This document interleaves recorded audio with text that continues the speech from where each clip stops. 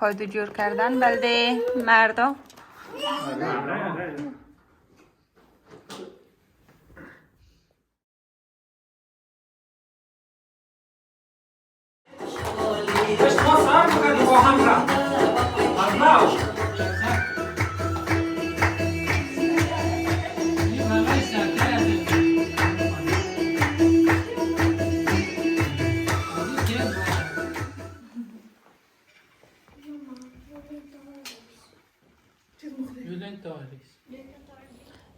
دوستای عزیز سلام، امیتی که بشنین ما در حال آشپزی دو خیلی هم سر یک کمی ویدیو گفتم از آشپزی بلدشون بگیرم که روز پدر به تمام پدرای دنیا تبریک میگیم و بخصوصا به شوهر عزیز خو که امسال پدر شده دیگه. آشپزی چون همه از خانه یک چیز میخواه که غذا بیره در یک جای میخوایم مو چند تا دوستا و همسایگو یک جای روز پدر را تجلیل نی.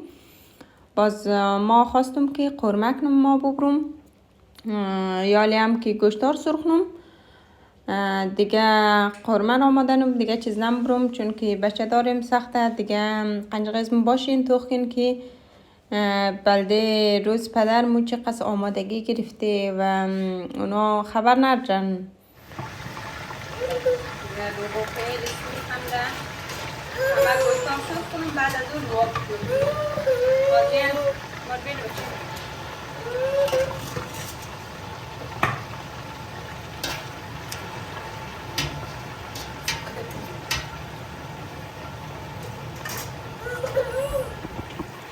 خب دیگه اینی قدر گوشت چرک خوب سرخ کدوم روغن جلوش ده دنیایش هم پس انداز کدوم دیگه دمینه روغن خب یک سرخ شد لوابش جورنم دیگه قرمه مرغ از ما آماده میشه. خب حالا پیاز را در روغن اضافه کدوم تا که کم سرخ شنه. بعد از او باینجان و چیزایش را که سکدم یعنی رندک دوم شونم اینیم ادویه هایش که ایش کسته پاپریکای ایش نماک ایش هم زرچوبه ایش هم ادویه از گوشت مرغ ایش هم سیر همیشه میگروم چکنه جورنم ده منه فریزر نگانم که وقتی دکدو زیاد ما را اذیت نکنه. در اینجا با اینجا رومیش شو کدوم آدریان نمیلف اینجا هم کویش مونین خیلی قرمز ما خوش رویم ده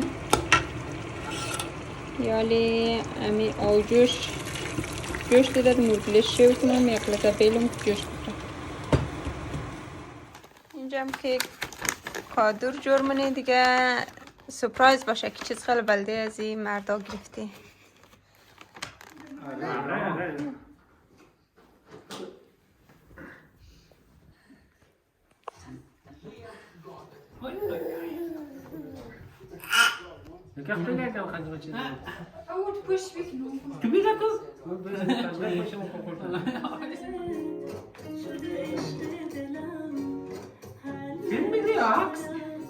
صلوات گفته کردن دیگه پوف کن اول عرضه کن بر محمد یک چک الله نه سال خوب و خوشی داشته باشیم انشالله که مردم اول شم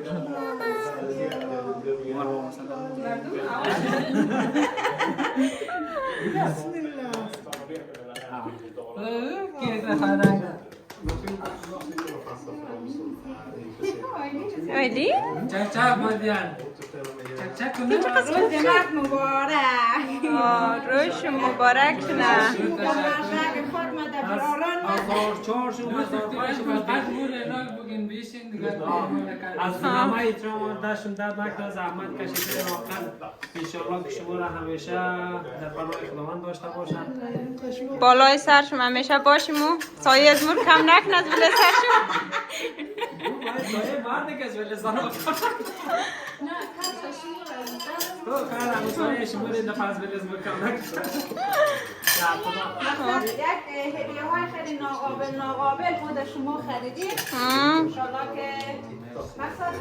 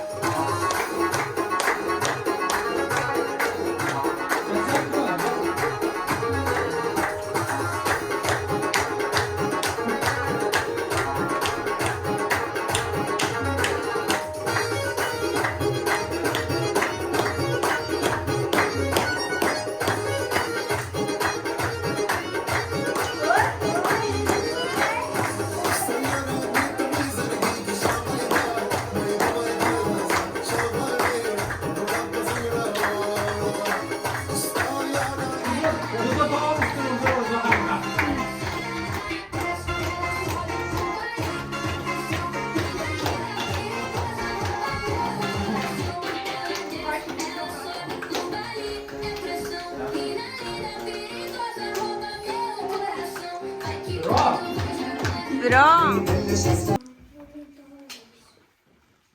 Julen Torres. Finns. سبه تکست رو بخونم وقت محدود میشه. زیر سایه مردمیت خوشبختترین زن جهان امروزت مبارک قلبم. تشکر عزیزم. خواهیش نم پاکیج ایشم که چیز دیگه خوکلات هر کس خوکلات دوست داره اینم نوش جان کنه. واو.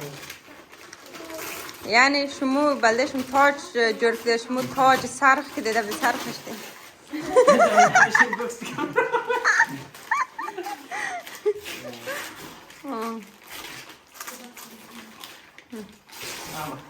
ویدیو داره عکس دوست داره. کینگ هم هست چیشی. آه دیگه داچی یعنی باز نگیم که دروغ گفته.